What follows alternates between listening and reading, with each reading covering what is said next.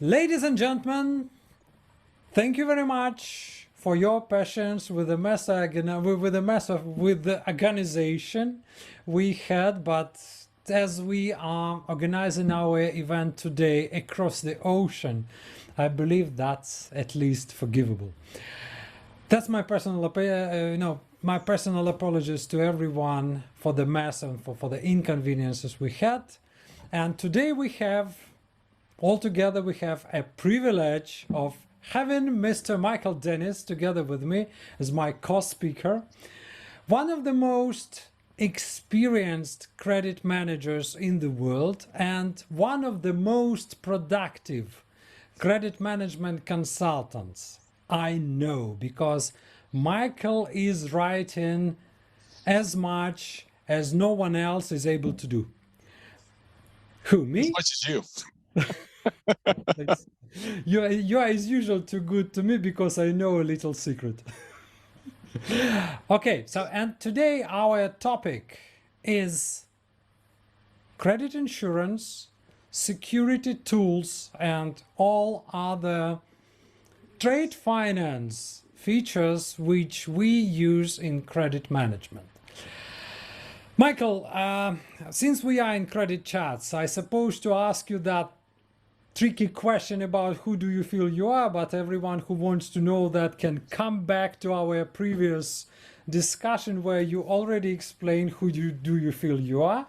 My understanding of that about me is said in one word: a creditologist, the guy who is learning, working, and doing everything about credit. Because I am one thing, I look like Michael Dennis because I am as crazy about credit management as he is. And we started, before the official start of the air today, we started that discussion because we had that kind of dispute, that whether or not dispute between or conflict between credit and sales. Just to refresh us, I don't believe that's what we started to speak at. I think this will be interesting to everybody as a warm-up.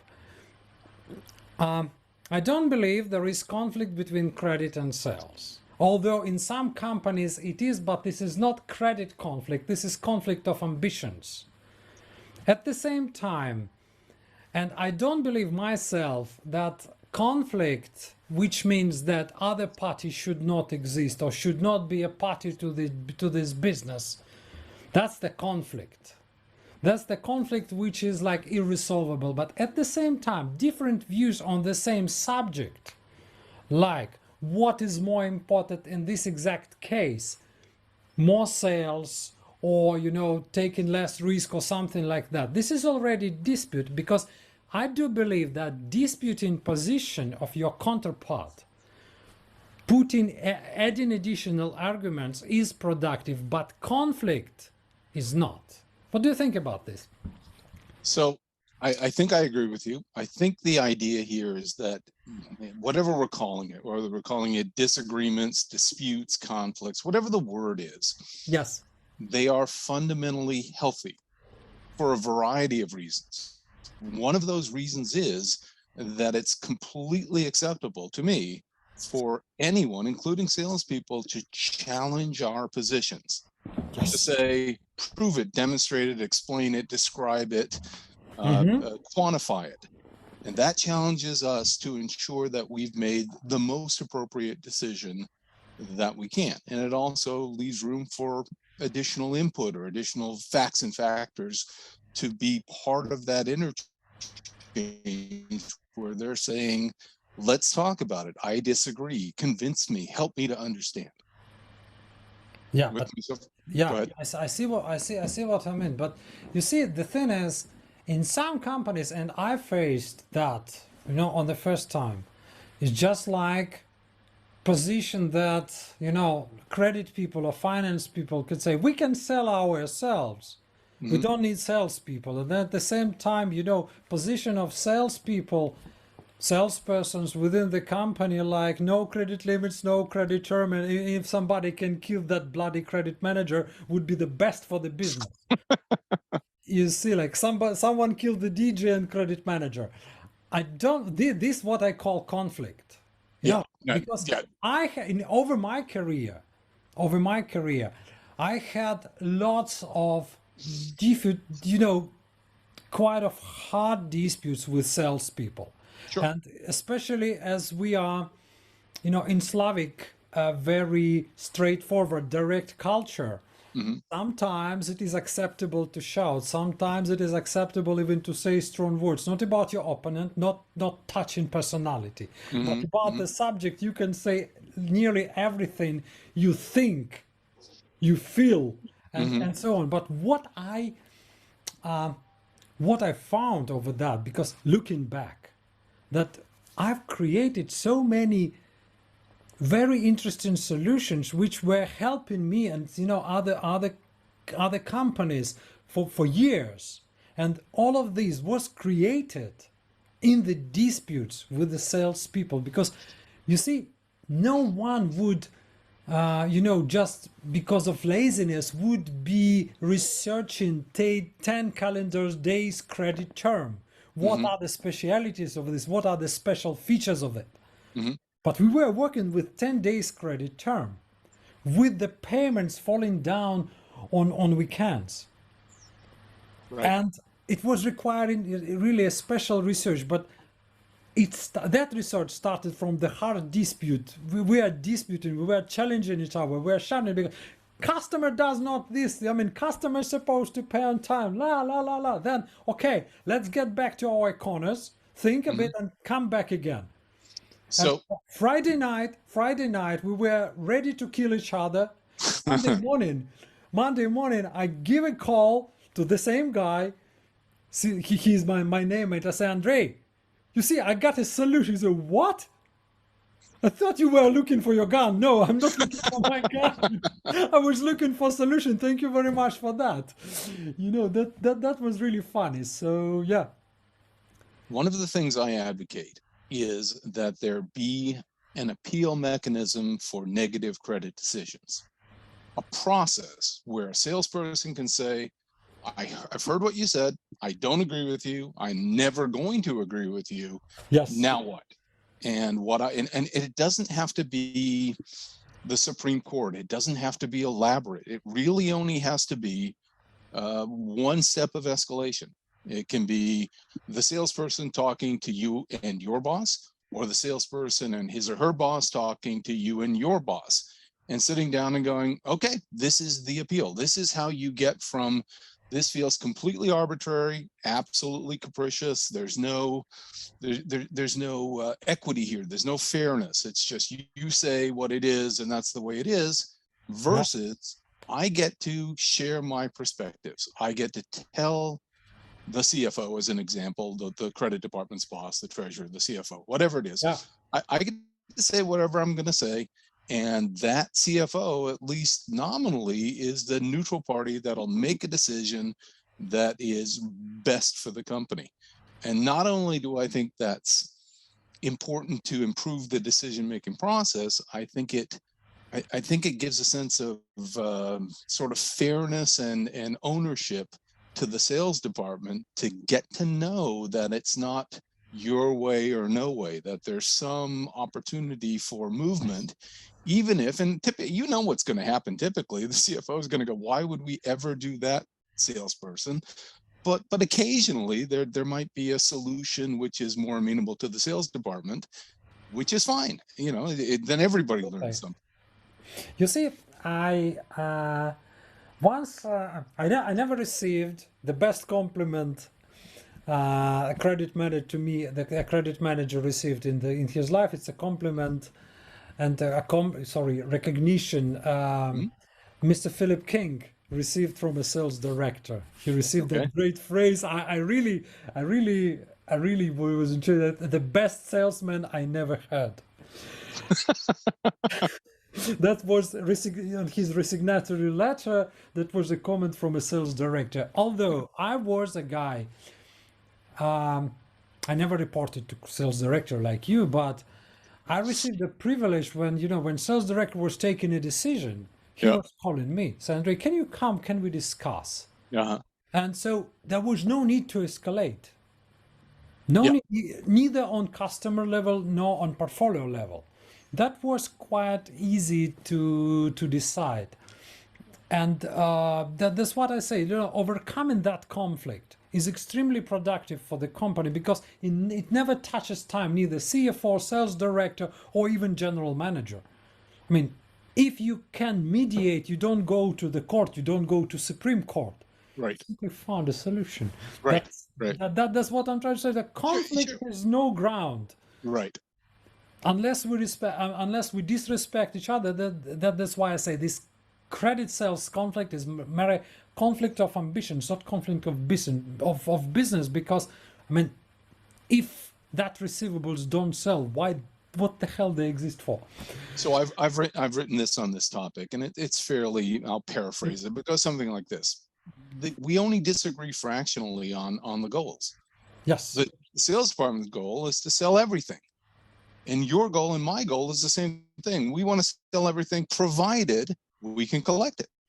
Right? The only thing we're adding is provided we can collect it. Absolutely. And again, you know, I've written that because we are speaking about writing. I've written that, you know, several times, you know, when we got a bad debt, we in finance and credit, we may cry, we may have, you know, a glass of strong alcohol, but we write off a debt, and this is it. For sales, right. It's a complete mess. So it's not like they don't care about bad debt. It's not like they don't care about overdue. They do care, because if there is overdue, we don't ship. If we don't ship, they don't sell. Mm-hmm. So we are in the same boat, and we are, you know, we are pulling the same thing. Mm-hmm. Okay, so it's good enough for refreshment. Let's go. Yeah. For today's topic. So I'm ready. Okay, let me tease everyone and you as well. You see, I faced quite difficult. Let's make it kind of practical. Mm-hmm. Kind of hard position. Imagine a company which has, let's say, let's agree, due to some reasons, it doesn't have completely written credit policy. Okay. I mean, it could be, you know, I had, I don't know, 300 something customers, each of them in different country, try to write a credit policy for all of them. You know, it's just like I need to write 300 credit policies. Mm-hmm. And at the same time, the part of department which says, which supposed to be credit policy owner, sets the policy like we need to have a security, which means trade finance or whatever, Mm-hmm. or we need to explain why we don't have it. I was coming to them and say, okay, please, if this is the official position of the company, because we want securitization of the portfolio, securitization not in terms of banking, which means like collateralization of a portfolio, that's okay, I can understand that, but write it in the credit policy, approve it, and let's go. But they, at the same time, was what was going on. Each time we request the approval of a credit line, we receive a reply like, explain us why don't we have, why could not we have credit security? And that brought me to the idea whether or not you share because I don't share that position that we're supposed to consider security option first, whatever it is, and then do credit analysis and so on and so forth. The same story, by the way, so my first question would be quite long. At the same time, I know couple of markets, couple of difficult markets where any consideration of credit risk will be worthless because all customers are, got zero credit worthiness. In that case, I understand position of 100% or high percent of credit security. But in general, what do you think? What should go first? Analysis of a customer and then consideration of security option. So maybe different, but in what situation? That's so in America we have an expression: horses know zebras. And the reason we say that, horses, not the zebras. Yes. And the reason we say that is that driving, I live in the countryside. Yeah. Right out here, a mile from here is a farm, less than a mile. I'm likely to see horses at the farm. I'm not likely to see zebras. Is it possible that there's a scenario in which we should always think collateral first, open account terms, if absolutely necessary? Possibly. I can't really think of one. You can think of some really, basically a failed nation state that you're going to sell to, and obviously you're going to want collateral. Okay, fine. But generally speaking, you do your analysis, you make a determination about the creditworthiness of the applicant.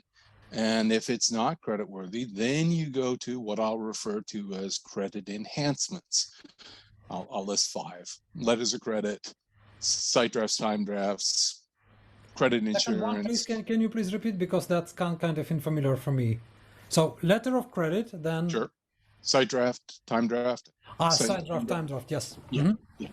Yeah. Credit insurance, prepayment, and something else, right? Bank guarantee. Sure, bank guarantee. Sure. Bank guarantee and SBLC is the same. Yeah, standby letter of credit, dog. Yeah.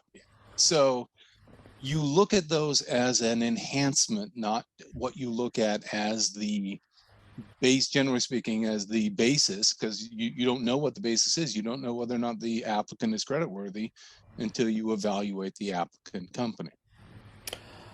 You see, what I found, because here in Geneva, I got people say, I don't have statistics, but people say that about 80% of global trading is sitting somewhere here in Switzerland, mm-hmm.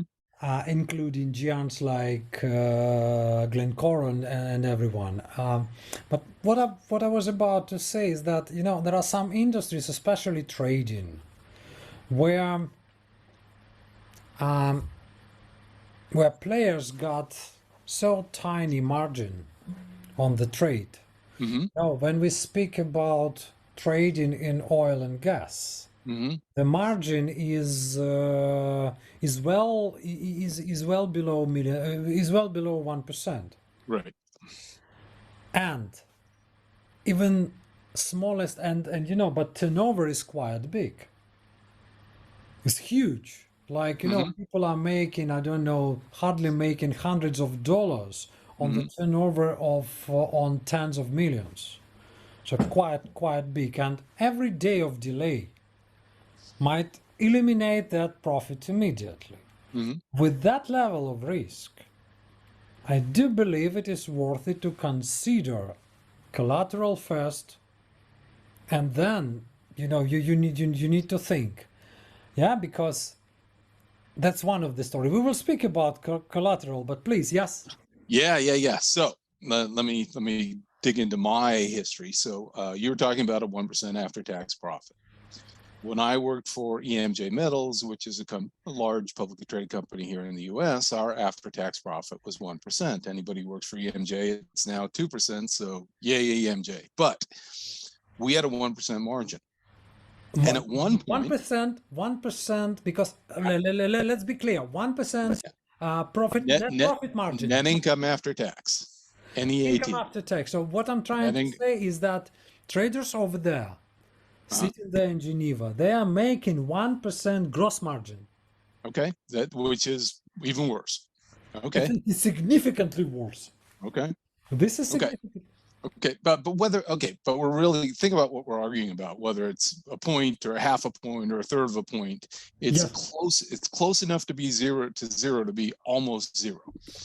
So I'm working for EMJ, and we've got a 1% after tax margin, and our VP of sales, some VP goes somewhere, and he comes back and he comes to me and he says, factoring. That's the key. And I went, okay, why is that the key? Well, all the risk is gone. We can sell to anybody, blah, blah, blah. And I said, okay, let's pretend that's all true. How much is it going to cost? Oh, they didn't, I didn't get into that. I go, well, how about 5 points? How about 4 points? How about 3 points? It's going to cost us money for them to factor our receivables.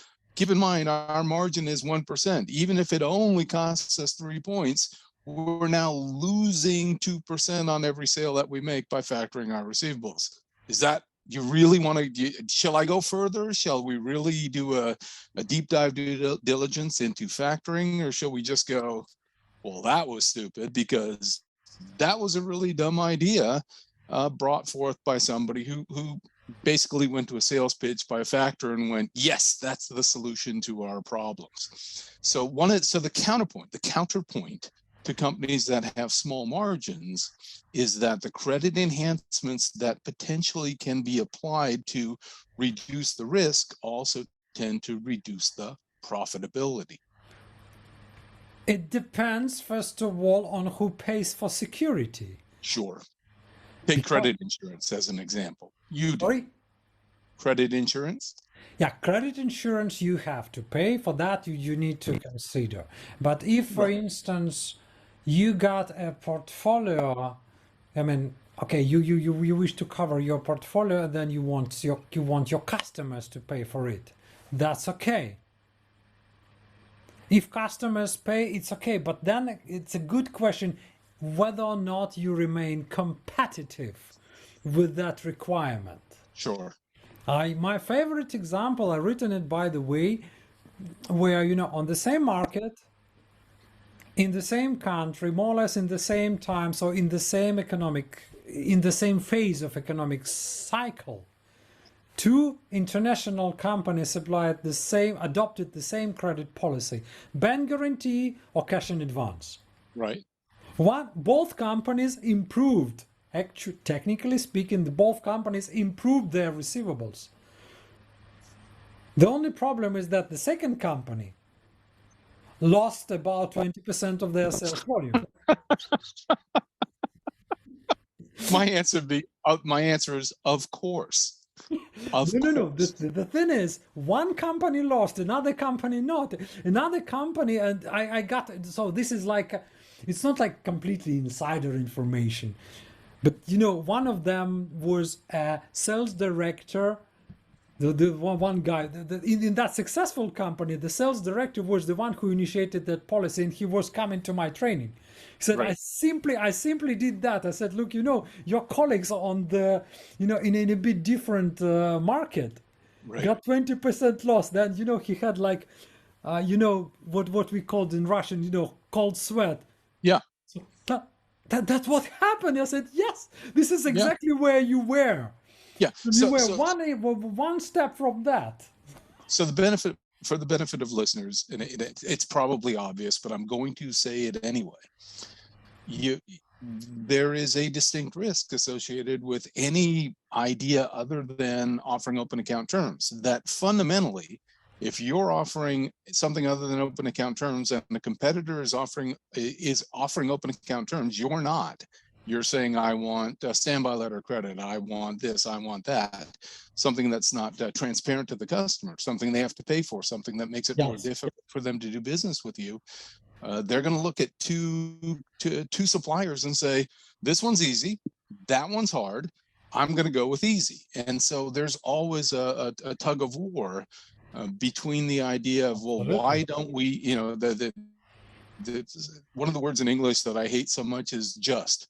Why can't we just get collateral? Why can't we just get security?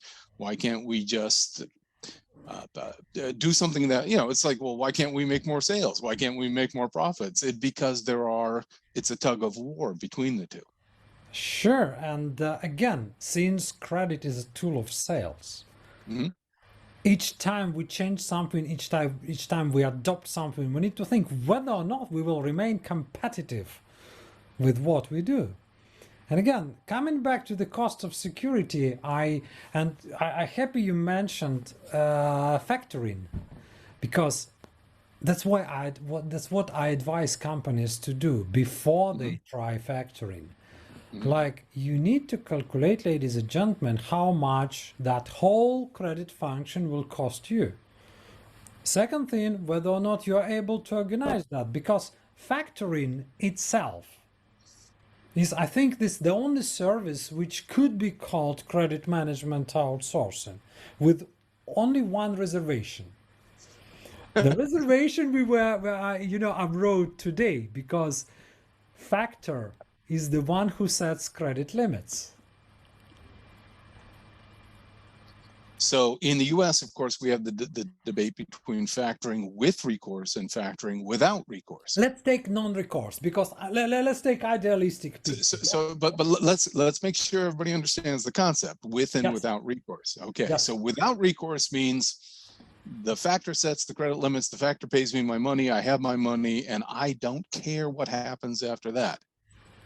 Factoring with recourse means that the factor sets the credit limit, I ship the products. If the customer doesn't pay, the factor gets his money back from me. So with recourse, without recourse, this is a huge difference in the world of factoring. Okay, back to you. Yes, because what we try, I mean, if we go deeper into details, sure, which I'm happy to, which I'm happy to, we know that factoring without recourse is a service 3-in-1. Because customer receives finance, customer receives risk transfer to a third party, and customer receives collection for free because they don't need to collect anymore. So this is 3-in-1 service. When we speak about recourse factoring, you receive only one, because factor will not bother themselves with the credit risk. Well, they will not bother themselves with collection. They provided you money. If your customer doesn't pay, you have to pay this money back. This is it. So even with this, what we talk about, anyway, with recourse factoring, we still got limit. But this limit is even worse, because in that case, in case of recourse factoring, factor takes our risk, not our customers. We don't have that. It is not that beneficial as it look like. But let's take idealistic, because most desirable is non-recourse factoring. Sure. Most expensive is non-recourse factoring. It is most expensive, but at least you outsource. So when we in order to compare comparable, we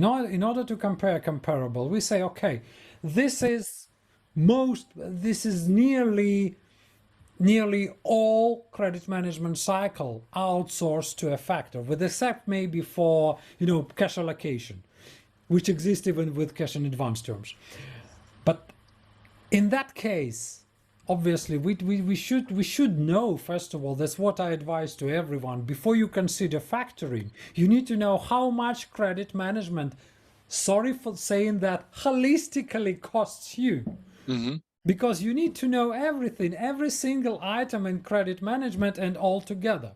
And then you need to compare that with the cost of factoring and see whether or not you have benefits. Obviously, taking into account that you need to be able to organize that.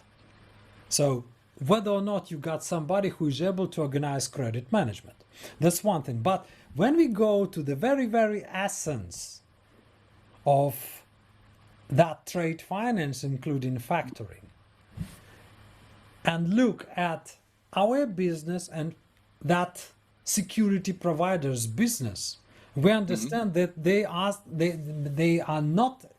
may be not in contradiction, but their direction, their ideology is completely opposite. Because for us, we use credit to sell, and our main focus in providing credit is to get more sales. When we look at factor, credit insurer, and whoever else, for them, main point and main focus is recoverability. They are looking for repayment because they provide their service, like bank guarantee. I will always say, like, bank guarantee is provided not to be used. The best case in terms of ideology is that bank guarantee should never be used. The same story with factoring. So they provide finance, they do everything, but their main focus is recoverability, and that's the point, because it's factor who dictates credit limit. We are allowed to go above. Sure. But the same story with the credit insurance, the same story with the bank guarantees. Like, okay, we may cover our portfolio with all that security tools and forget about bloody credit management. But then it's a question. If you need to go above 20%, 30%, 50%, do you know how to do it? Imagine a company covered everything with bank guarantees and everything was okay, but in 5 years situation changed. Customer do not provide them with bank guarantees anymore, and they need to go higher than the bank guarantees. How higher the security? Do they know how to do that? And here is the point of my today's post, by the way. Mm-hmm.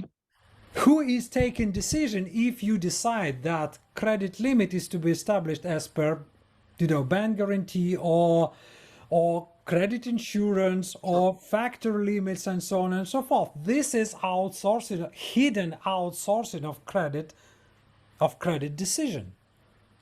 So who decides? You or a credit insurer? That's the thing.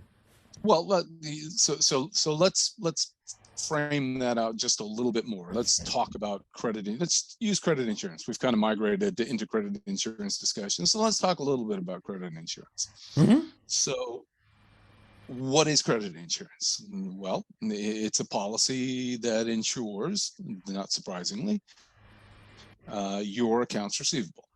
Yeah. But generally speaking, not all of your accounts receivable. Yes. Generally speaking, there's an annual premium, there's an annual deductible, there's a per loss deductible, and there are credit limits assigned by the insurance company on specific accounts, on larger accounts. There'll be a small dollar credit limit, which is sort of discretionary, and then whatever it is, we know that they set their credit limits. We just discussed that. Yeah.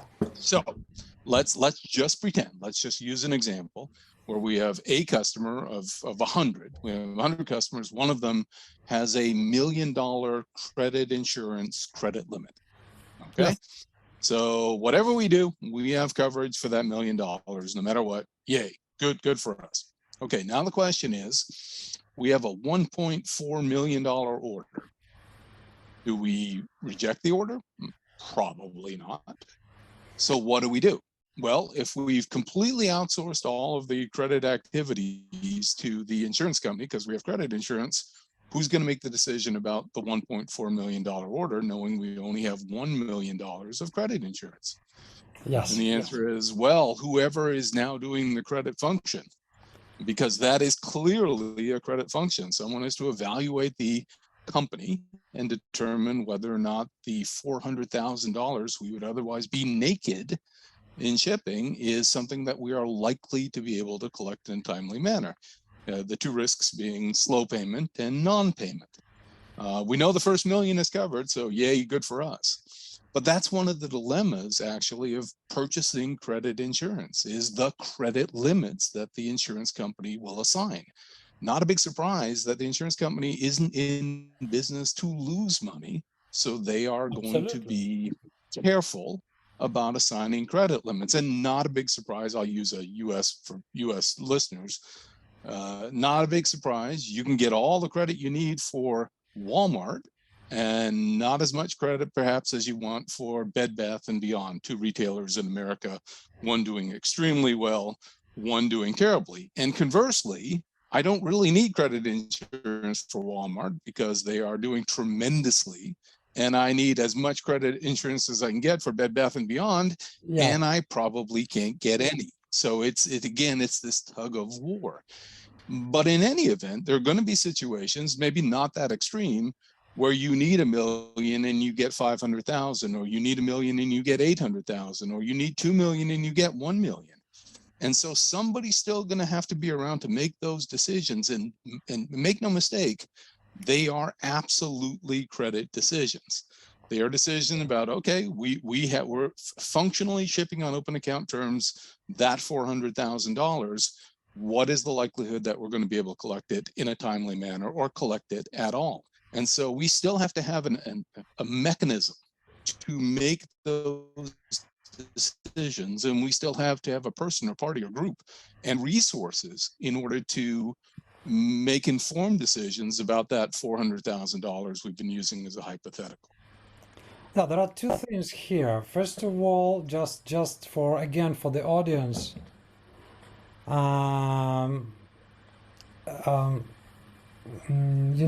using your example of 1 million credit limit, sure, we need to be very precise. That's what we aligned, even before we were discussing today's air, that good thing with all these securities to make sure we clearly understand or fully understand their properties before we use them.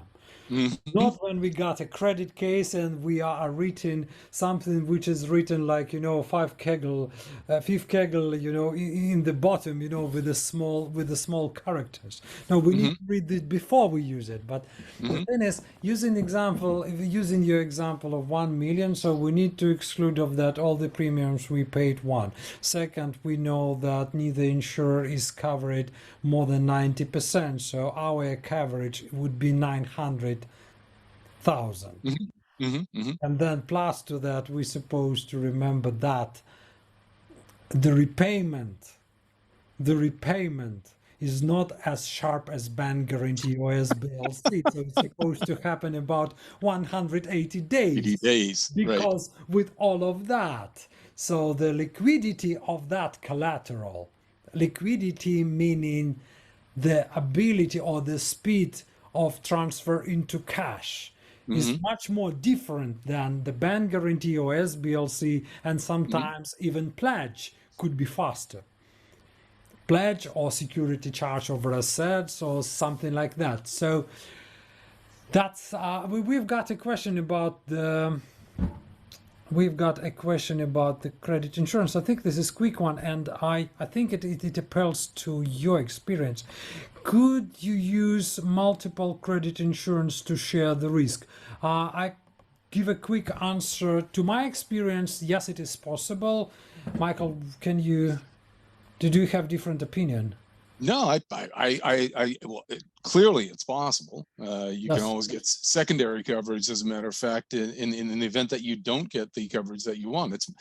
The idea here is, whether it's some kind of secondary coverage or parallel coverage, is that it's already expensive. So functionally, if you have two policies covering the same portfolio, you've doubled the cost of your insurance. Yes, it could be supplemental, Brad. Absolutely. So you can use as many insurers as you can. So there is no legal, to the extent it is known to me, there is no legal restriction to have as many insurance as you wish, provided that credit insurer agrees to provide you with that policy. Sure, so that's okay. No, it's absolutely true. And here we come. There are two things. So because we already touched the cost of security, I was quite curious, and I've seen at least two examples. One, neither of them I'm allowed to name the company, but there are at least two companies I know, quite big, quite successful, who dropped credit insurance because what they found, it's quite simple exercise. They simply calculated that bad debts, not write-offs, obviously before the reimbursement they received from security or they received from whatever, they simply calculate how many bad debts they had and compared with insurance premiums. And they simply decided, what's the reason to have it? Because we, as a matter of premium, we pay more. Yeah, that's so simplistic. It's just I'm trying not to laugh, but I'm trying not to say it's laughable. But no, you are allowed to laugh. We don't have legal restriction for laugh. Sure. So you own a home and I own a home. I'm in my home. This is my home. I buy insurance. I pay a premium every year on my home. How much is my premium? I don't know, $1,000 a year. Have I ever collected on that $1,000? No. Do I pay the annual premium? Yes. Why? Because if the house burns down, I'd like to get a new house. I'd like to get this house replaced. You don't buy credit insurance for the annual losses. You pay. I'll make it easy. You pay $200,000 in annual premiums, and you're going, well, we didn't recover $200,000, so it wasn't worth it. The answer is, you're not buying credit insurance for $200,000 in losses. You're buying it because credit insurance covers those extraordinary, those catastrophic losses. Just like, by the way, Homeowners insurance covers catastrophic losses. It doesn't care if my plumbing breaks. It cares if the house burns down. Credit insurance doesn't care if I lose $200,000 or if it pays $200,000. I buy credit insurance because I don't want to lose $2 million, not $200,000. Companies, large companies, don't care about $200,000 losses. They care about millions of dollars of losses. And that's really the analysis. The analysis is flawed if all you say is, well, we lost we had $200,000 in bad debt losses, and our premium was $250,000 because we could have saved $50,000.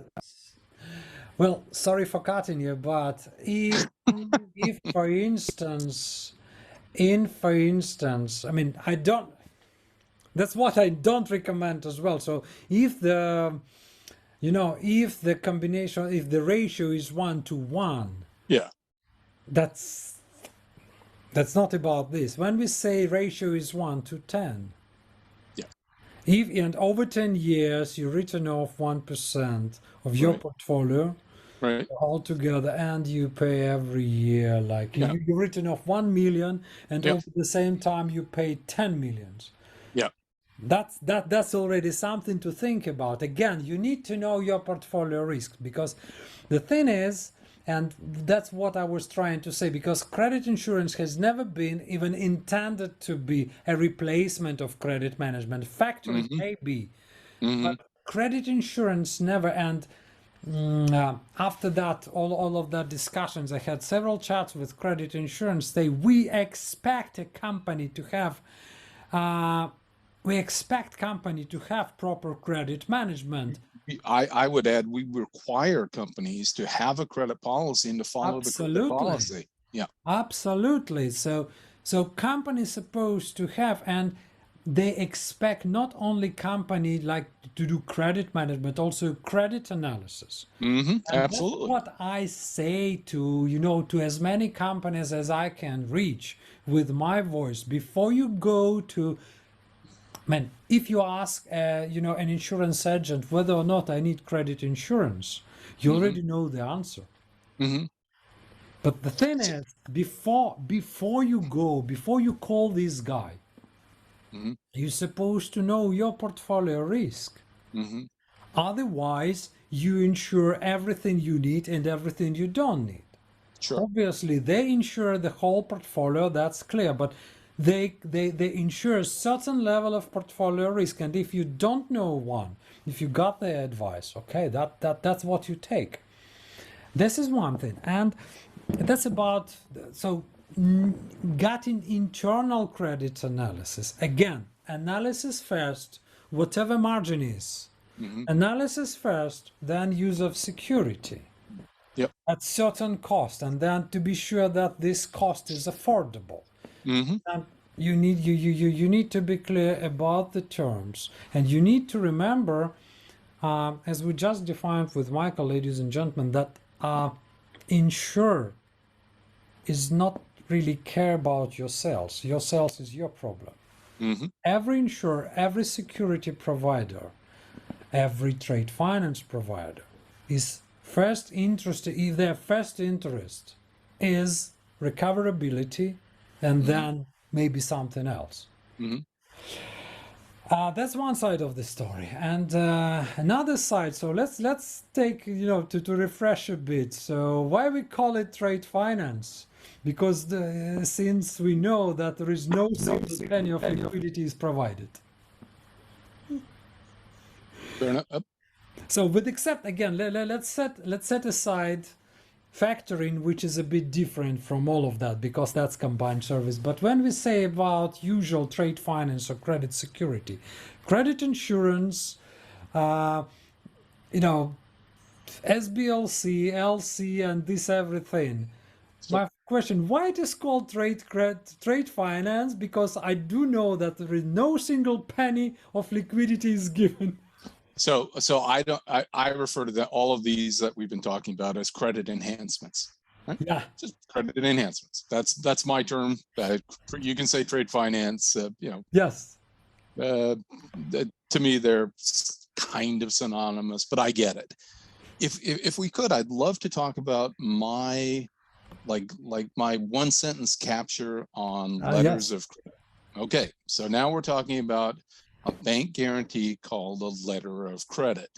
Yeah, so let me preface it for anybody who doesn't know.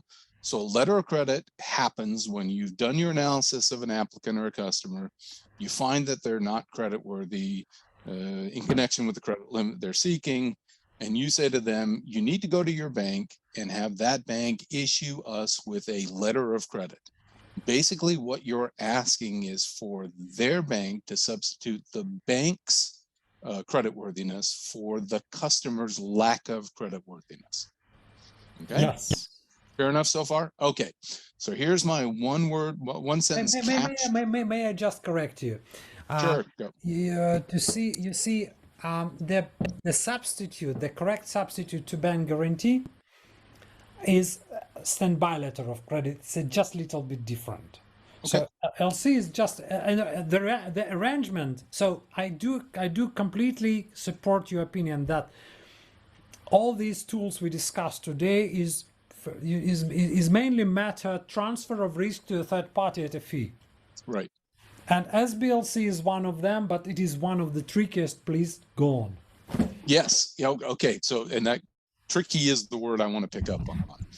So we're talking about documentary letters of credit as opposed to SBLC standby letters of credit. But here's the line about letters of credit.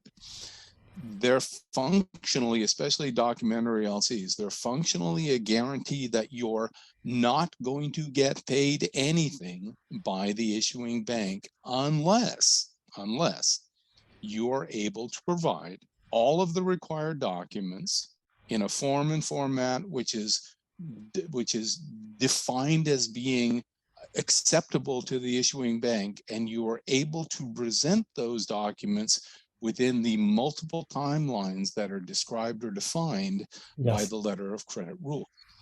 The short form of saying that is it's a guarantee that you're not going to get paid unless you, the seller, do everything right. And when I hear people talk about the ease of using LCs or how great they are, I refer back to the idea that, yeah, they're a guarantee that you're not going to get paid unless you do everything right.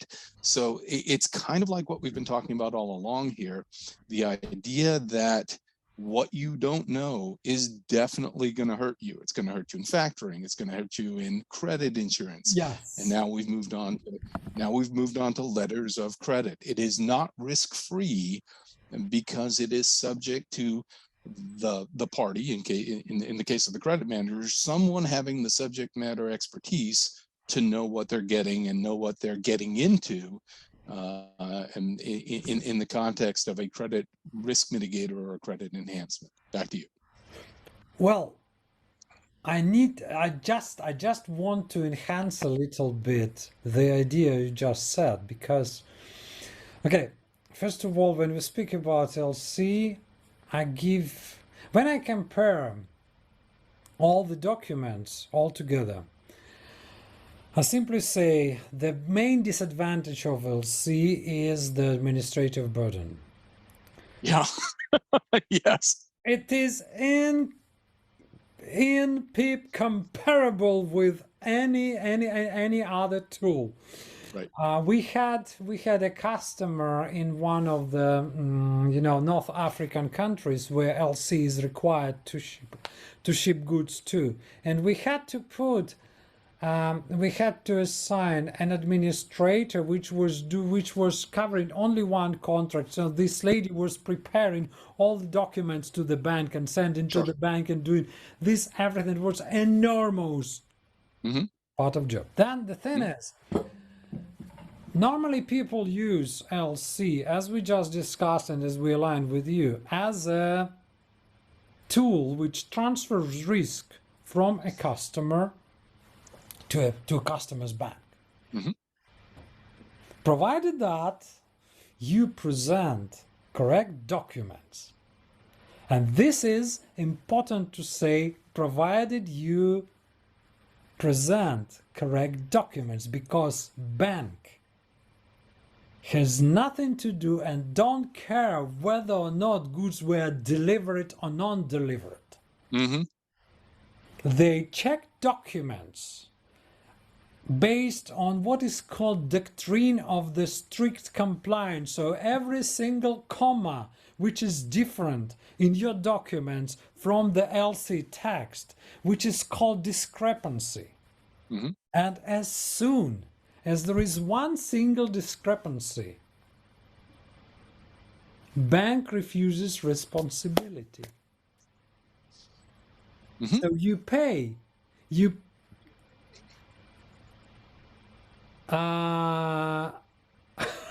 LC, I don't trust you. I hope this is about LC, but I think so. The thing is, as soon as you got discrepancy, you lose the whole security. So nobody will. Yeah, yes, please, Michael. So 2 comments about discrepancies. One is anecdotal. Okay, the anecdotal comment is that I talked to a bank trade finance guy one time, and he said, "Yeah, show me LC documentation, and I can find, if I want to, I can find a discrepancy." Now that's anecdotal. It's just a story. That's true. But LCs are, yeah, discrepancies are commonplace. The first presentment, typically the numbers are 50% of document. Yep. 70% of presentations, this is the statistic for 2010, if I'm not mistaken, in the UK. 70% of presentations are discrepant. Yes, and my number was 50, but close enough. It's over half. We can easily agree that on first presentment, half of the documentation packages fail because they fail because they include discrepancies from the required documentation or the required deadlines. The other comment is there's a slight improvement that can be had by generating, and I've written about this, and I'm sure you have too, by generating to your customer, to the issuing bank in effect, telling them what terms and conditions you will accept in a letter of credit. Right. So think about you're think about the bank. Let's make it easy. The bank says, I want 10 different documents. And you say, no, I'll give you 2. Now it's just a negotiation about how many documents you have to provide in connection with the presentment of the for payment to the issuing bank. But if you, as the creditor company, don't demand, don't describe, don't define what you will and won't be required to present, then you get whatever the bank decides is their standard group of documents that you have to provide. So please figure out what it is that you, and again, we're back to what you don't know is definitely going to hurt you. Please figure out what it is that is the minimum amount of documentation that you can and are willing to provide, and negotiate really hard in the form of instructions for the letter of credit to your customer about what you expect to see in the letter of credit. And oh, by the way, if you don't see them, don't accept the letter of credit, and for God's sake, don't ship the products until you have an amended letter of credit. Well, that's extremely for sure. So but with discrepancy, that's what I want to point once again. With all the agreement with you, Michael, each time you got discrepancy, you actually lose the security, the credit security you paid for, but they continue to collect that payment. Sure. So they take that payment for the security, because you use, from our credit management point of view, okay, LC has other different functions, like LC could constitute a contract itself. It's also a payment matter, and so on and so forth. Everything's okay, but when you got, unless you got discrepancy, and I got my own, rule of thumb with the credit security, the longer the list of documents, the lower the probability you will be able to get paid. It has an application to LC, it has an application to SBLC, and has an application to the bank guarantee, and by the way, to the parent guarantee. Once my boss asked me, we got that parent guarantee for the customer. Right. And, what's the probability they will pay us? I said, look, since they got 3 pages, or no, it's a bank guarantee written on 5 pages. Right. I don't believe they're gonna pay us at all. Yeah. Yeah. In any situation, because normal guarantee is 1 page of text. Well, not in the U.S., but point taken. So let's now we kind of migrated to, and time is short. So let's talk about intercorporate guarantees, parental guarantees. No, but I just wanted to point that if it is, as soon as it is written on 5 pages, that's it covers the cases where they don't pay. On 5 pages, they will never pay. Just let's accept it as a fact. Well, respectfully, and we always disagree, as you well know, respectfully depends whose 5 pages. Because if it's my 5 pages, if I'm writing the intercorporate guarantee that I demand that they sign, I can have 5 pages, and everything in that 5-page document will benefit me as the creditor company. So we are provided with a guarantee. We were provided with a parent guarantee. Yeah, no. They send us this guarantee, and they say that it is written on 5 pages. As we say in the US, I had very good boss. He was very, He said, "Did you read that parental guarantee?" I said, "No." No. I simply know there is no reason to read it at all. 5 pages of the bank guarantee. Yeah, 5 pages of nonsense. They already covered all the cases, all the possible cases not to pay. So let's simply take that this is 100% risk, and this is it. In America, in business, what we say is not no, hell no. Not no, hell no. I'm not taking your guarantee document. I'm not taking your bank's instructions about what the LC should require that I provide in support of a request for payment. Yes. None of those things are going to happen. Yeah, no. I mean, but fundamentally the question is, what about intercorporate or parental guarantees? Provided it's on, so 2 things, provided it's on my paper, not theirs, of course. And then the other thing is, and provided that the parent company is creditworthy. I'm sure. Right. That's fundamental rule. That's right. Sorry, I will interrupt you just for the sake of the, let's say, usefulness of this discussion to everybody. Each time we transfer the risk to a third party, whatever third party is, we don't take the risk of our second party, of our counterparty. Sure. We transfer this risk to a third party. First thing we should do is to assess the creditworthiness of a third party. Otherwise, this move, whatever it will be, has no sense at all. Sorry, Michael, the floor is back to you. No. I completely agree, and that's exactly where I was going. So, and I'll put one memorable example is it was a U.S. subsidiary of a Chinese company, and the Chinese parent company was the guarantor, right? And I said, fascinating. So, and it's a large company. It's a publicly traded company in the People's Republic of China. Great. How specifically are we going to get our money from them if we the subsidiary failed? I have an intercorporate guarantee. China parent company. How specifically, after I make the demand to the parent company for the $1 million, am I? And they say, not no, hell no. They say, no. This is unclear yet. What is my remedy? How am I going to resolve that issue? Oh, I see. I have to go to a court in the People's Republic of China in a company that's owned by a former general in the PLA. You can't make this stuff up.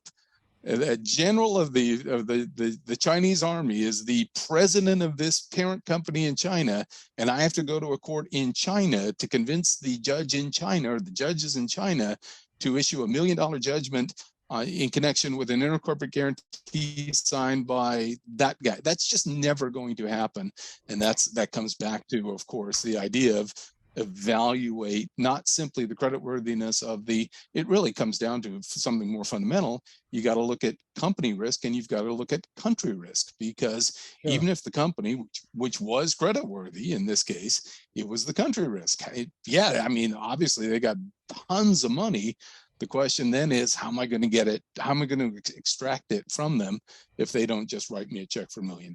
So that was a dilemma, and it comes exactly back to what you were saying. You've got to know whether it's a bank, whether it's a insurance company, or whether it's a guarantor, the credit worthiness of the guarantor and the likelihood that it's going to be, relatively speaking, an easy process to extract the money from the third-party guarantor. Well, let's come back to the very definition of what we use it for. Like, this is what we call credit security. Credit security is, again, transfer a risk to a third party. So this means that if our customer doesn't pay us, there is somebody who will, or who should. And then it's the likelihood whether or not they will be able to fulfill that obligation. It's, again, a question to their creditworthiness. By the way, on our channel, we got very nice discussion about country risk with an economist, Vladimir Vano. We were discussing options about country risk, so pay attention. As soon as you got cross-border structure, you need to multiply complexity by 10 minimum. You better. I love that. That's great. Yeah. And you need to pay attention to the country risk. So I need to be, before we transfer to questions, I will give you an anecdote back. One of my customers, I used to serve their portfolio. We were providing with the credit analysis, and obviously kind of recommendations whether or not they still need to use credit insurance or not. So, by the way, one of the good practices with the credit insurance, you need to pay attention to credit worthiness of your customers in your portfolio, and then you decide, or you at least you speak with your insurer. We need coverage for this customer on that customer, but not to all of them. And again, if there are two options, you need to compare them. And one of the customers, multinational company, there is a credit risk model, and they use normally they use either insure or not insure based on the customer's credit worthiness reflected in $1,000, not default probability. That's, again, separate discussion. And based on the model they use, the credit worthiness was zero. But this is multinational company, quite big one, and affiliate looks like, I don't know, maybe there was a move, maybe there was a move in accounting policy, whatever it is. And I said, look, insurance for them would look like unnecessary spending. My suggestion, because it doesn't cost that much money to anyone, give them a call and ask for the corporate guarantee. Because for the 1 year, that's okay. Multinational company, they're still doing well. There is no negative information. Financials are not very well, but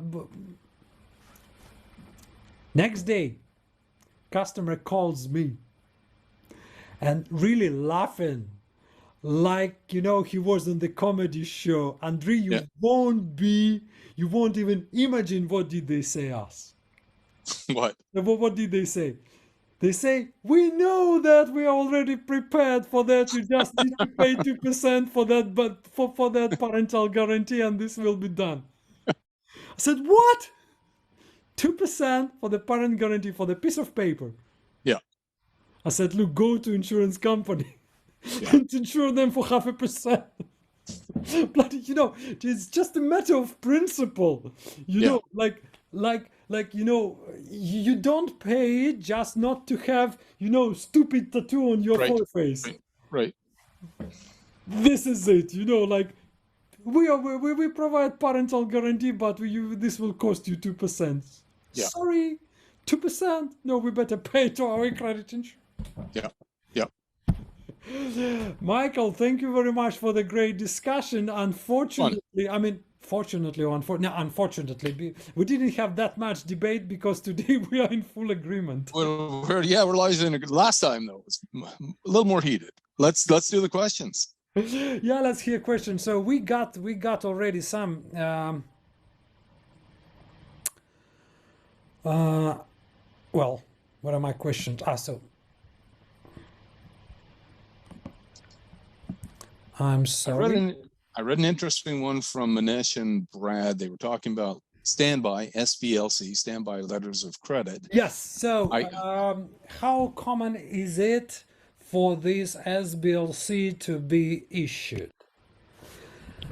so in my experience, it's in the U.S. at least, it's infrequently used. But let's describe what a SBLC is. An SBLC says if the customer doesn't pay us, then the SBLC makes provisions for their bank to do so.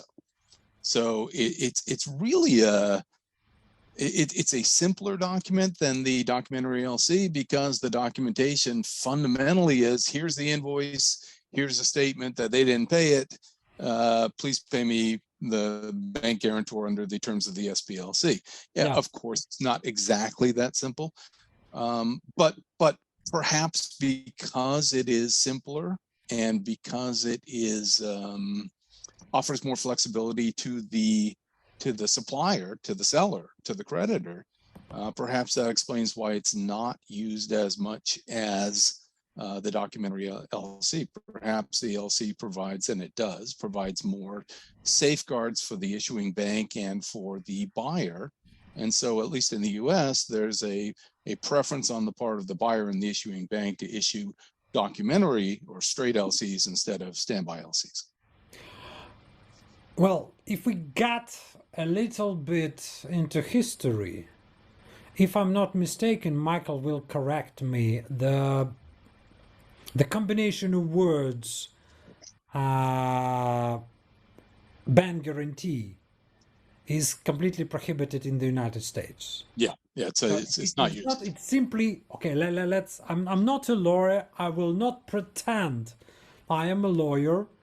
So they got their own piece of bread, but we simply know that it is not allowed in the United States. Therefore, these lawyers, by the way, created another tool which is doing everything as a bank guarantee, but not called bank guarantee.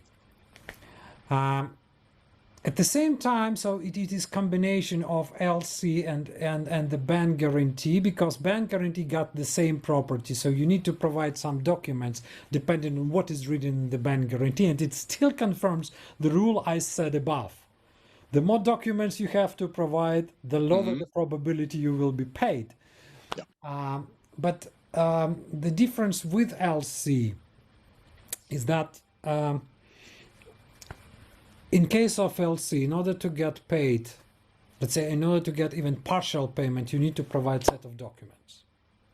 Right. With SBLC structure, you have to provide, you provide that document only if customer does not pay you, or if you didn't receive a payment from a customer. That's the main difference with LC and SBLC. Again, subject to discrepancy. So in the U.S., it's less so. If SBLCs are, again, not quite zebras, but they are few and far between. But in the U.S., the SBLC fundamentally is, I send you, the customer hasn't paid. You're the bank. I send you a bank and says, you issued the SBLC. Here's the reference number. The customer hasn't paid. Here's a copy of the invoice, and here's a demand. And please pay me my money. So there isn't the stack of documentation. Here's a copy of the invoice. Here's a notarized statement that they haven't paid us, and here's a demand for payment. Boom. Those are, we're talking about functionally 3 documents. And now, Mr. Bank, please pay me my money. And often what the bank will do at that point is, because let's say they have 30 days to pay, they're going to go back to the customer and go, well, pay them so we don't have to. And that often happens. It's the prompting by the bank that results in the payment. But at the end of 30 days, because it is a bank guarantee, what we're calling an SBLC, I get I don't care what pocket the money comes out of. I care what pocket the money goes into, which is mine. So I don't care whether the customer pays me or the bank pays me under an SBLC. I just care that I get paid. Well, you already provoking me to provide another joke. Well, okay. The thing is, the list of documents could be the same, or could be long and short in both structures. Sure. And I mean, to be serious, each time you use any of these tools, you need to go to the bank and learn, because that's this area of trade finance is, I mean, to a certain extent, it is as big as credit management. You know, all this, technically speaking, in terms of The knowledge base. Yeah. knowledge base, legislation, all these Yep. UCC 600 and so on and so forth. It's a lot of things to be learned, as well as local legislation in each country, as well as tax. So it kind of separate profession. So when people say it is separate profession, I could agree on that. The thing is, again, LC and SBLC may be more frequently used on the domestic market, where LC is generally, to my Bailey feelings, about 90% is to be used in export trade, in export structure. Same. Exactly. So that's the thing. But because you mentioned the collection, I got exactly the same experience in Ukraine. So we had a portfolio. I was working on that project for about 3 years to build a portfolio coverage step by step. We started from 13%, then we reached to 66%, which was 80% of effective coverage. Why so? Because we know that, if somebody interested, because you know, receivables are fluctuating. And if you put on the, you know, on the maximum level, the bank guarantee, there is an ineffective cost. So you need to calculate a little bit where you need to put that portfolio. And then in relation to the credit rate, to the credit limit, we found that 66% gives us about 80% of effective coverage. So we are okay with that. So it's quite interesting topic, but we're too much in detail. And what I found with the bank guarantee, and I think SBLC would be the same on domestic market, that it is the only, I think it's exceptionally good tool, not only to cover credit risk, but to ensure timely payments. Exactly to the reason, due to the reason you just said, because first time I was about to use or to claim a bank guarantee, and we were doing this project for quite a long time, and I became friends with that trade finance officer. We were building that project. It was still that time Bank Crédit Lyonnais was still in existence. It was not acquired by Crédit Agricole, and I gave him a call and say, you know, Vladislav, I think we are about to use the bank guarantee, so I think tomorrow I might happen in your office with a claim. He said, before you happen there, would you mind to give me a couple of hours? I said, please, I mean, you got to take your time, you know. If you know something I don't know, and this will bring money to pocket of my company, why not? By the end of the day, I was pleased to see the full payment on our bank account. Interesting. And immediately, I took a phone and called my friend, and he said, you know, that was quite simple.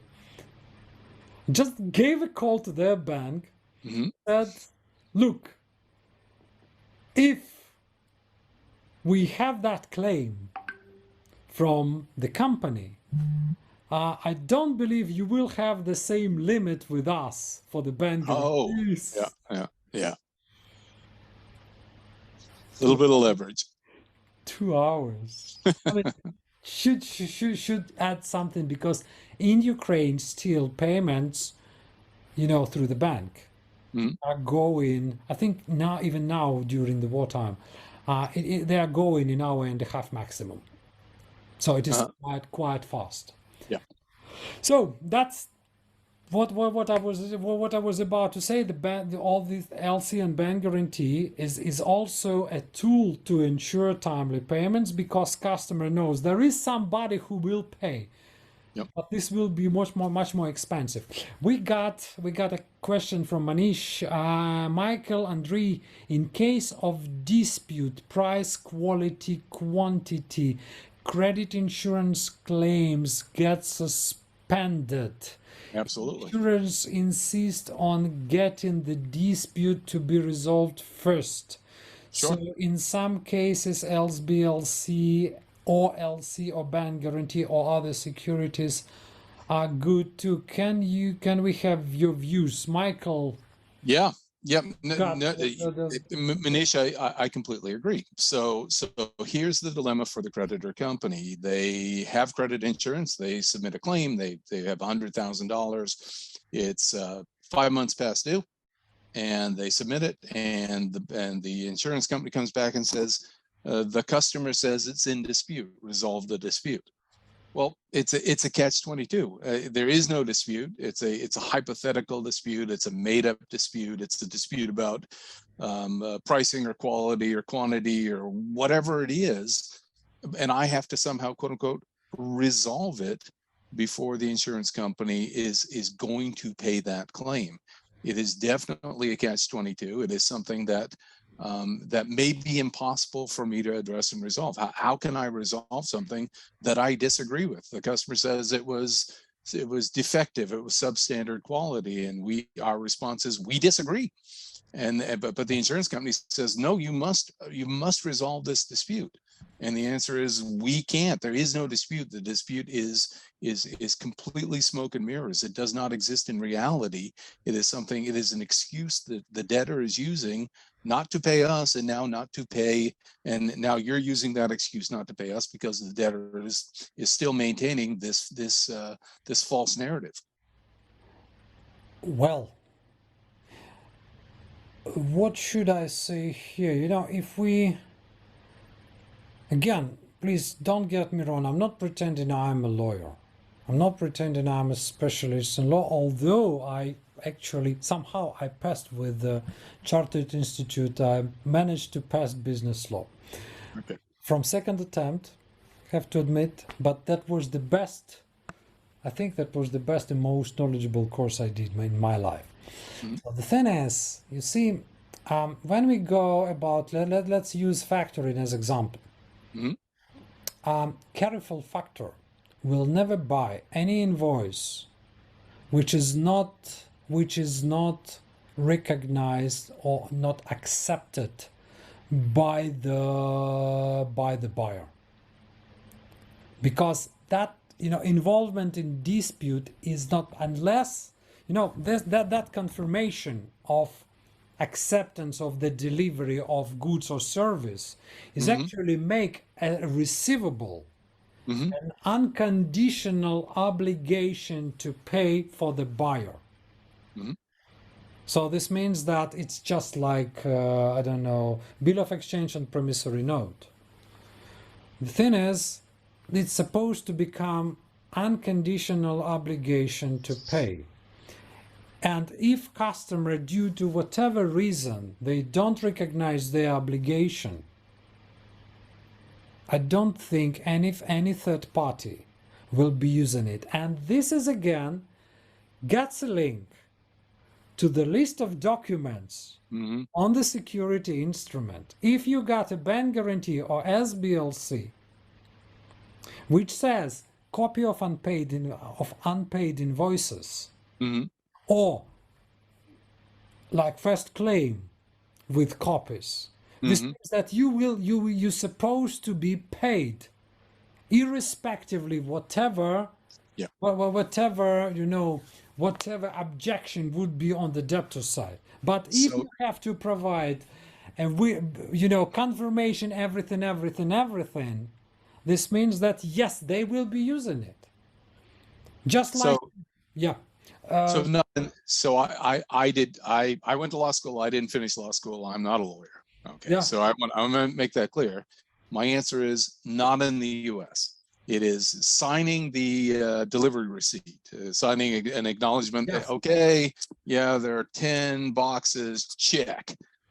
That is not an absolute affirmation of a payment obligation. if for no other reason than an equity position. So you would go to the judge and go, yeah, I got 10 boxes. Obviously, I didn't open all 10 boxes and inspect each 100 items in those 10 boxes. And it turns out that in every box, 90 of the 100 items was defective. But we didn't find that out later. When I was signing that I was receiving 10 boxes, that had nothing to do with inspection. So in the US, there is always an equity position that says, I didn't get what I ordered. I got 10 boxes, but those boxes did not contain what I had requested. So we don't get to simply say, you signed for it. It is an obligation at that point, irrespective of any defense that you might have subsequently. Among them, that what was in the box was Jello pudding, not computer components. I mean, obviously, in the U.S., the court's going to go, well, yeah, obviously that's a defense. If you got Jello pudding and not computer components, you shouldn't have to pay the supplier for delivering the wrong stuff. So I hear you, and that's again, it comes back to Manish's point, is that the insurer is going to go, you need to resolve that dispute. That's part and parcel of your obligation, Sure. in connection with this contract, because we don't pay disputed balances. That's what the insurance policy says. If the balance is in dispute, if the customer says we don't owe you that money and here's why, it's not up to us, the insurer, to litigate that on your behalf. Absolutely. It's up to you to address, resolve, and litigate it. And once you have a judgment potentially that says, yep, we did in fact deliver $100,000 worth of computer components, not $100,000 worth of Jello pudding, then of course we will pay you the $100,000 that we're obligated to. But we're not obligated to litigate, negotiate, manage the deduction dispute process. That's your job. Absolutely. So if we try to, to make kind of principle out of that, we can simply say that if the fact of that existence is doubtful, nobody will be doing that. So every security provider will be taking care that they are covering that, not something which is either disputed or doubtful or something like that. Right. And again, we need to be clear. You see, each time I hear, like, to get paid, we need to fulfill our contractual obligation. So using example of Michael with 10 boxes of something, let's say computer component or Jello pudding or whatever, if I pronounce that correctly, I don't know. That's good. Pudding. The thing is, there is contractual provision. Normally, if the contract is well written, yes, in certain period of time, within 10 days, you have to identify within 10 that. days, or within 3 days, absolutely. or within whatever, yeah, the buyer is allowed to claim the quality back to a supplier. Simply inform supplier that there is claim, there is dispute about the, on the basis on the quality. Yes, Michael. So I think you're 100% right. And just as to make that more practical for attendees and listeners, yeah, there's a mechanism to do that. And it's not just theoretical and hypothetical that we can ensure that this process exists. What we need to do is we need to ensure that is that information, that agreement, that understanding is contained in a contract. Sure. And the easy way to do that is not to simply send out a credit application and ask for bank and trade references or whatever, but in fact to send to the customer your contract, which you call a credit application or some similar name, that lists the terms and conditions under which you plan to do business. And not simply payment terms with net 30 days from date of invoice, but all of the terms and conditions under which payments and shipments will be made on open account terms. One of those conditions, just one, would address disputes. Another might address deductions. Another might address price variances. And you, as the creditor, get to say to the customer, and this happens all the time, as you know, the customer says, well, there was a dispute and we didn't get what we ordered, and so we're deducting 10% from the value of this invoice. And your response is, No, because we have a contract, and the contract stipulates that this is the mechanism, this is the process to follow when there is, as an example, a pricing dispute. You must notify us in writing within 10 days. We have 5 days to respond. You have 5 days to respond to that. The parties will meet in person within 30 days if the dispute is not resolved. And the outcome of that meeting will be documented, and then that will serve as the final, full, and complete understanding of the parties with regard to the pricing dispute. Now I have a mechanism, and it's not, well, you got it wrong and we're deducting 10%. Did you follow the 8-step process that is part of the contract? No, we did not. Well, then I reject your 10% deduction because you didn't take any of the 8 steps or the 5 steps or the 6 or whatever that are required contractually for you to assert a claim of a shipping difference or a quantity variance or a quality variance. And so the credit department is not flapping in the wind now, hoping that they're able to negotiate after the fact. They can point, it's over there. It's this contract. It's this document here that you signed. Well, I don't know. I didn't know. Well, no, you didn't sign it. Your CFO signed it 4 years ago when the account was opened, that this would be the mechanism whereby we would address quantity disputes or quality disputes or whatever it is. But if you don't have that, then yes, then you are in a world of hurt as the credit manager trying to negotiate after the fact from a position of weakness. If you have in fact done your homework in advance, the devil being in the details, if you have the details to present to the customer, to the accounts payable department, to the controller, to whoever's making this claim, then you're in a great power position to negotiate from a position of strength. And if you don't have this, then it's just a matter of leverage and negotiation and hoping for the best. And nobody wants to be in that position. So get ahead of it instead of always being underneath, trying to lift yourself out of the hole that somebody else is digging for you, whether it's the salesperson or the customer. So how you say that once again? Hell no. So you don't know. Not no, hell no. If you can type it in the comments, please, while I will be commenting on that. You see, the thing is, I just taken from Michael. You see, understanding for deep understanding of what is written in the text of security instrument has the same extent to your contract with the customer. Just because, you see, if you don't understand, you need to be very, very clear. Thank you very much, Michael. You see, you need to be very, very clear about what is written in the contract before you actually, even take a phone or just think about what's going to happen. This because normally it is either written in the contract and even deeper thing, because usually, by the way, just a little of announcement. In 2 weeks, we will have a masterclass on the optimal credit terms, and rule of thumb or golden rule for any terms you have with your counterpart, either supplier or customer. You need to align, or you need to be absolutely clear how do they work in practice. What does that mean? 30 days credit term. Yeah. Or what does that mean? We delivered goods. Or what does that mean? Goods of good quality, how it is recognized. You need to know the whole process. That's what, by the way, make credit management both annoying and interesting. Because you have to know even the smallest detail about that. And by the way, importance of this increases by tens, if not more, if you deal with overseas customer. Local customer, you can visit, you can come, you can call, you can speak your language. If you go to other country, like Michael mentioned, to China, to everywhere else, you don't have that luxury.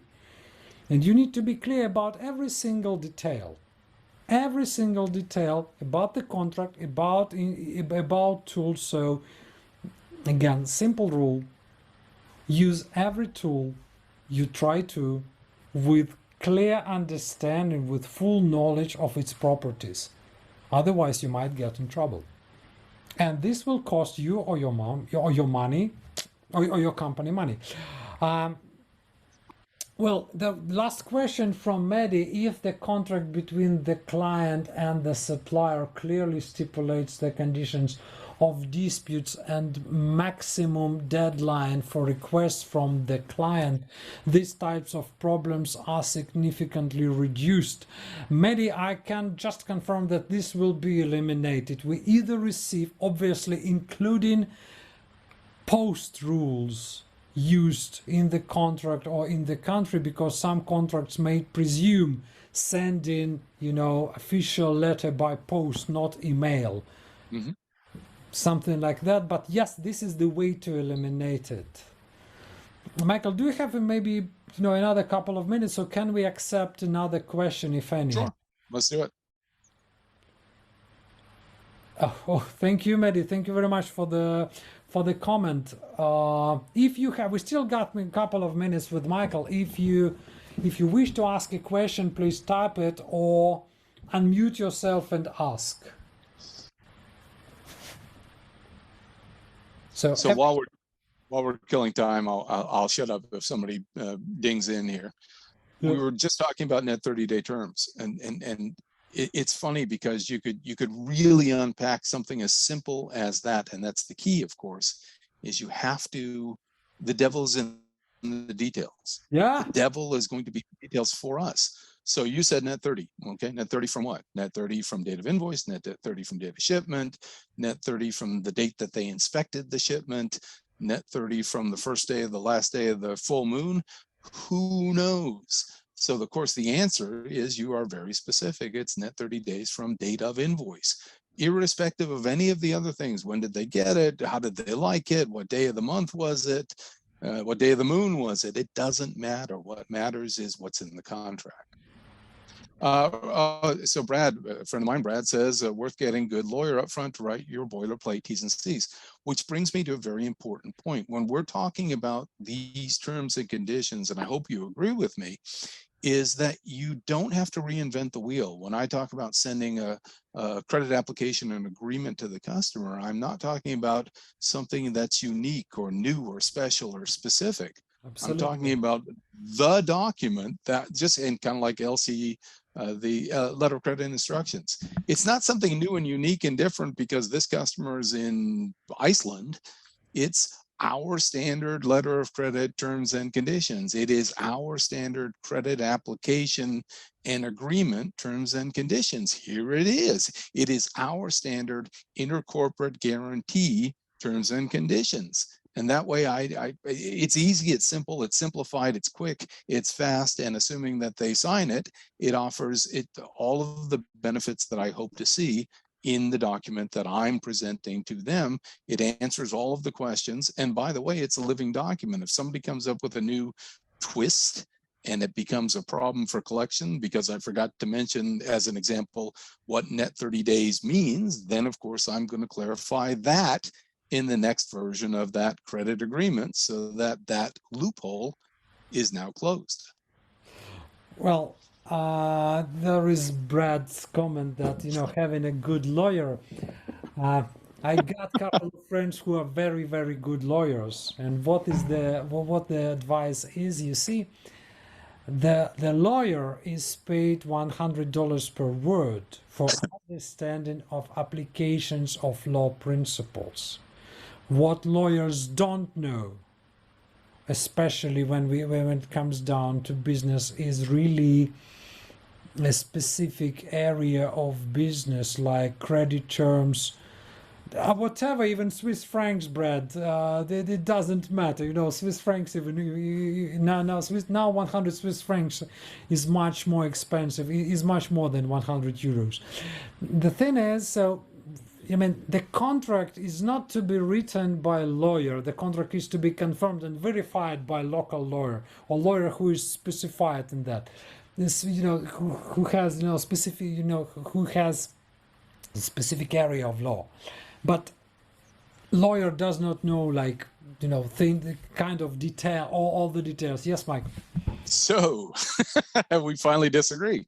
So again, not a lawyer, didn't finish law school. The way that US companies tend to address this issue, do I need a separate credit application agreement for the UK because I'm based in the US? Can I use the same one in Canada? Can I use the same one in Mexico? Is a couple of pretty neat tricks that we use. So we include in our credit agreements what's referred to as a I don't want to get too technical. Yeah. We include a governing law clause. It says, I don't care where you're located, Mr. Customer, Iceland, Greenland, wherever it is, the governing law for this contract is the US. And specifically, it's California. Specifically, it's wherever you're headed. I agree with this. That's number one. Number two is, in the event of dispute, we will decide in advance in this contract what venue, what court will hear this dispute. Here's rhetorical. I think it's a pretty easy question. There's a little company that you may have heard of called Texas Instruments. You know Texas Instruments? Yeah. It's a massive company, okay? They make computer components. Texas Instruments is located in Texas.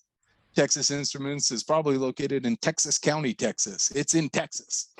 And Texas Instruments has a contract in which it says the governing law will be Texas County, Texas, and the venue for disputes will be Texas County, Texas. And it doesn't matter where our customer is.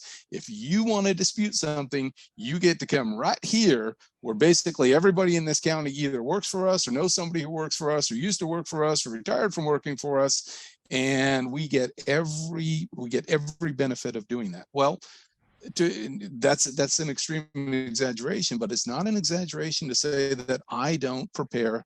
If I deal in 15 different countries, if I'm a US-based credit manager, I don't have 15 different credit applications. What I say is it's governed by US law, and if there's a dispute, you got to come to me to dispute it.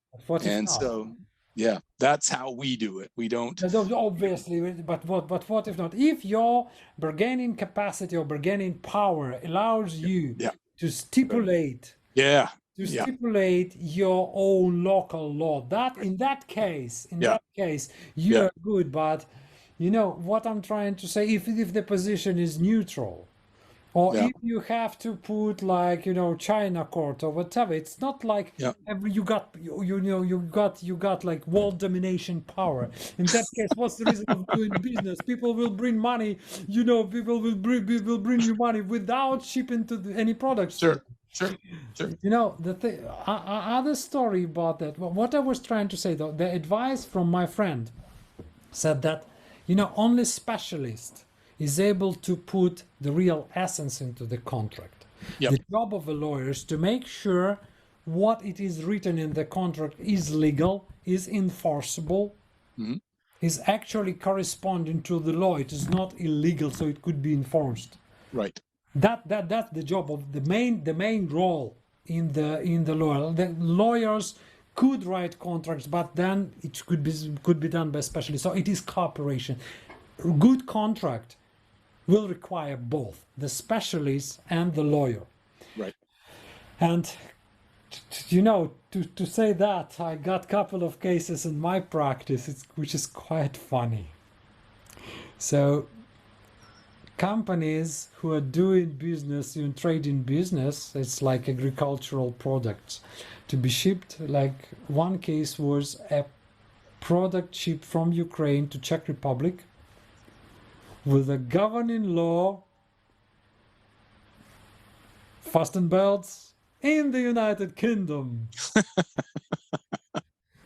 And when we just calculated what's the time, because it was required to go to the court, we just calculated what's the minimum price for the lawyer to take care of that, because it's supposed to go to court, so they need a barrister. Go to the court, and the minimum price for the barrister is £150. And I'm not really sure that any barrister can do that in 1 hour. Right. So we just calculated that, it wasn't worth just to go to the court, because it is too expensive with this everything. So before signing the contract, you better think. I know we're running short on time. Just a couple of quick comments about not reinventing the wheel. So I have published instructions for letters of credit. I've written about it. Other people have. I have published a template for a credit application agreement. Other people have. My point here is there's always good places to start. You literally don't have to start from zero. You can start it, even if you only get 70% of the way there, by cheating on somebody else's the work they've already done. That's 70% of the work you don't have to do. And if you start comparing version A versus version B, you can start pulling out what you prefer from version A and version B and combining them into your new version C, which is better than A or B. So again, you can get fairly close to what you want with very little effort on Google or elsewhere.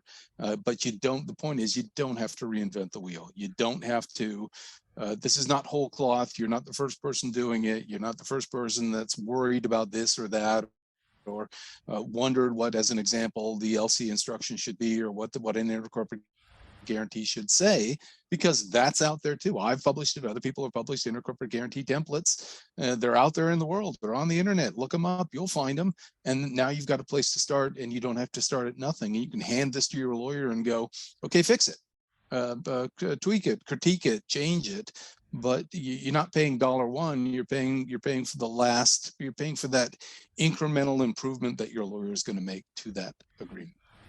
Well, if I imagine myself as a psychologist, what I've learned from them is that, many people think that their problem is unique. So before thinking that your problem is unique, try to make sure it is unique first. Because, many other people got the same problem and you can ask for advice. Yeah. Michael, I do thank you very much. And first of all, I do thank very much to everyone who found time to join us. Thank you very much for your comments. Thank you very much for your questions.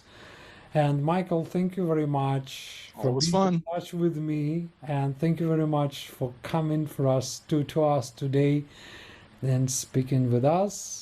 So let's wish everyone high sales, low losses, and as my neighbors would say here in French, bon crédit. See you next time. See you. Bye, guys. Bye.